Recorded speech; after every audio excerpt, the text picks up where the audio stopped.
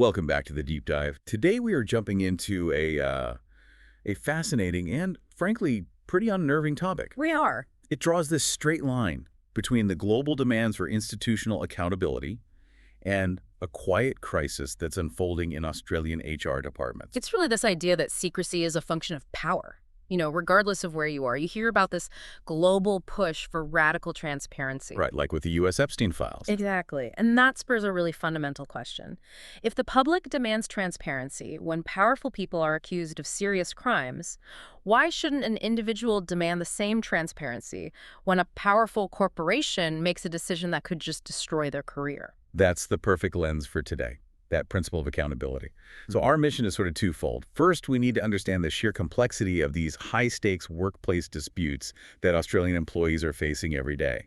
And then, second, we're going to expose why getting access to the files that underpin these decisions, we're talking internal investigation reports, witness statements, even medical files, why that's currently so difficult. And what changes are being demanded to fix this massive fairness gap. To do that, we're drawing on analysis from some specialist workplace relations and discrimination representatives. I mean, these people have been deep in this space for over 30 years. Wow. Yeah, they've supported over 16,000 clients, so that gives them a really unique on-the-ground view of exactly where the current legal framework is failing employees who are just looking for basic justice. Okay, so let's unpack this landscape. You said these representatives aren't handling minor squabbles. Not at all. They focus on complex, corporate-level battles, usually under the scrutiny of the Fair Work Act or equal opportunity laws. So when an employee walks in the door, what are the most frequent high-stakes claims that they're trying to tackle? It's a real spectrum, but you can kind of synthesize them into a few major categories. The one everyone knows is, unfair dismissal. But we shouldn't rush that definition. Right. It's not as simple as just being fired. No. It means you were let go without a valid reason, or, and this is the crucial part, that your employer completely failed to follow the correct process, the protocol, when they dismissed you.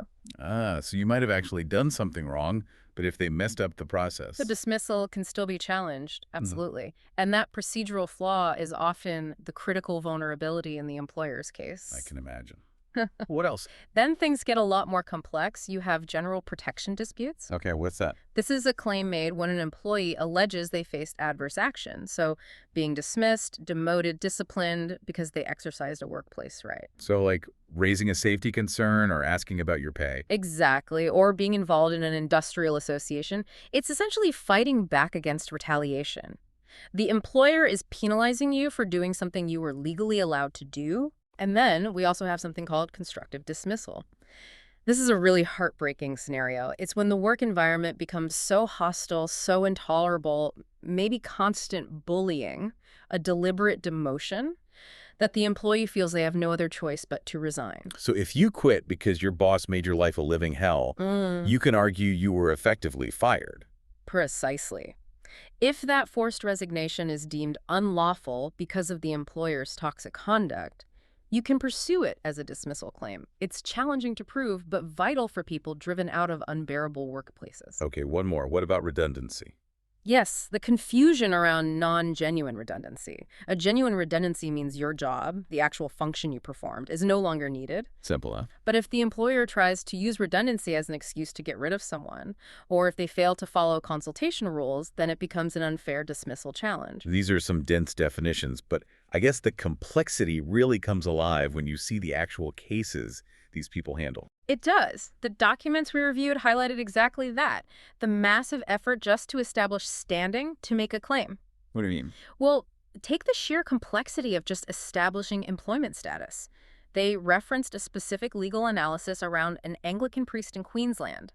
The whole question was whether, given the religious context, the priest even had the statutory rights under the Fair Work Act to file an unfair dismissal claim in the first place. Wait, so you have to first argue that you're legally an employee before you can even start arguing you were unfairly dismissed. That's it. It's the ultimate gatekeeping mechanism. And here's another one. The incredibly fine line around disciplinary actions. Go on. They noted cases that turn on these minute details of an incident. For example, when an employee is defending themselves, the question becomes, when does an act of self-defense, maybe pushing or even biting in a moment of panic, cross the line and become serious misconduct that justifies immediate dismissal. The moment-by-moment decisions in these cases are just everything. They are. And the complexity of these examples, it just underscores why employees absolutely need to see the evidence used against them. If your career hangs on whether a push was defensive or aggressive, you have to get access to witness statements, CCTV, internal memos. And yet, this is precisely where the system fails. which brings us right to our next point. This astonishing power imbalance created by secrecy. We started with this idea of a global demand for transparency. So let's apply that to the workplace. If fairness hinges on evidence, why are employees fighting in the dark?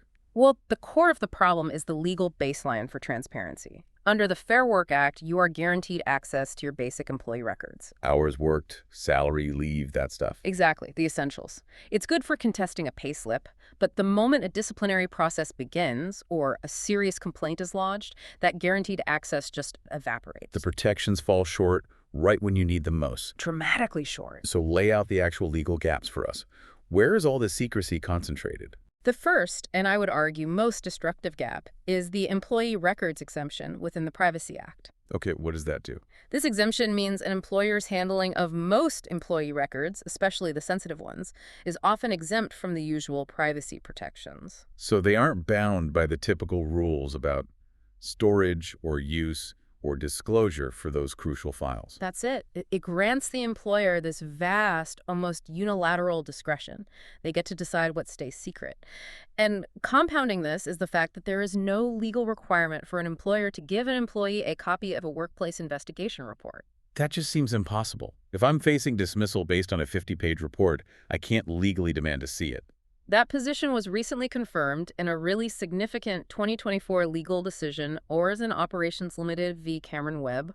The ruling basically solidified the idea that employers can conduct an investigation, use it to fire someone, and then keep the entire report sealed. That is truly shocking. It means the findings are functionally invisible to the employee, and that's legal. It is. And it gets worse. Employers also retain the right to refuse access to all the underlying evidence. So not just the report, but the stuff in the report. All of it. We're talking initial complaint forms, witness statements, counseling notes, internal emails between managers and HR. Let me get this straight. If I'm accused of something and fired, I have no legal right to see the complaint against me, I can't see the witness statements that confirmed it, and I can't read the final report that found me guilty. You have no legal right to any of those documents. You're forced to fight that decision and potentially restore your reputation without ever seeing the evidence that was used to condemn you. This secret file culture, it's not just a procedural flaw. It feels like a massive blow to due process. What are the actual tangible consequences for an employee when this happens? Oh, the consequences are profound. They touch everything from your mental health to your future ability to earn a living. The most immediate impact is that denial of due process. I mean, if you can't see the evidence, how can you genuinely respond to it? How do you defend yourself? You're forced to argue against a story that you've only vaguely heard, which is just fundamentally unfair when your livelihood is on the line. It sounds like the employer doesn't just win the dispute, they win control of the entire narrative. That's it, exactly. Yeah. The power imbalance becomes entrenched because the employer controls the creation of the record, the performance reviews, the investigation, the termination letter, and then they control the flow of that information. And the research warns this can lead to some dark places. It does. It warns that controlling what stays hidden can effectively entrench abuse, silence victims, and protect perpetrators. If institutional secrets can be maintained, accountability is just impossible. So when an employee does move forward with, say, an unfair dismissal claim, how much does this lack of documentation handcuff them? They are significantly handicapped. I mean, imagine being in front of a commission trying to argue the employer's decision was unfair. But every time you try to counter their story, you're met with this blank wall because the documents that prove your point or disprove theirs are sealed. You're arguing in the dark. Completely. And this opacity, it extends beyond just internal HR records, right? The material also highlighted huge problems with independent medical examinations. IMEs. Assessments done by external doctors. Yeah. How does secrecy play out there? This is a massive issue. In cases involving health-based dismissals or fitness for work assessments, employees are very often denied access to the full health evaluations that ultimately determine whether or not they keep their job. Why is that so critical? I mean, if a doctor says I'm unfit for work, can't I just accept that? Because without the full report, you can't challenge the validity of the doctor's findings. You can't ask, did the doctor miss this previous diagnosis? Or was the assessment biased? It turns a critical decision about your health and your career into a black box judgment where you're forced to abide by a decision made on documents you are not allowed to see. This entire system, it seems built around protecting institutional secrecy rather than ensuring any kind of procedural fairness. It's clearly untenable. So if the parallel holds that transparency is essential, what are the concrete reforms being proposed to fix this in Australia? Well, the specialists we reviewed, they didn't just point out the problem. They laid out a really clear blueprint for legislative change. And the demands are specific. They're aimed at shifting the balance of power decisively toward fairness. Okay, let's start with the biggest roadblock, that Privacy Act exemption. If that's the root cause, what's the specific fix? The demand is to reform the Privacy Act exemption. The law has to be amended to mandate transparency beyond just, basic pay and hours records. It has to go deeper. It has to explicitly extend to internal investigation reports, IME reports, witness statements, and any other material that an employer relies on to take adverse action against an employee. The principle is simple.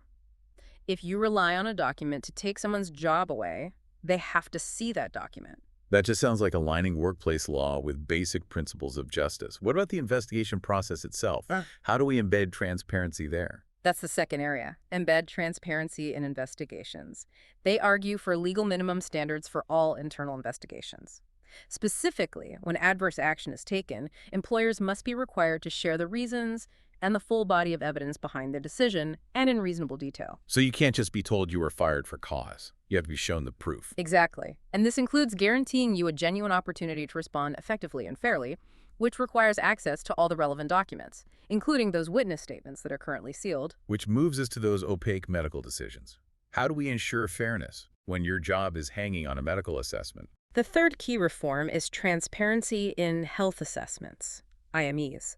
Employers must be legally required to provide employees with copies of all medical assessment reports that influence their employment. And what else? And critically, employees must have the explicit right to seek a second independent medical opinion if they want to contest the first doctor's findings.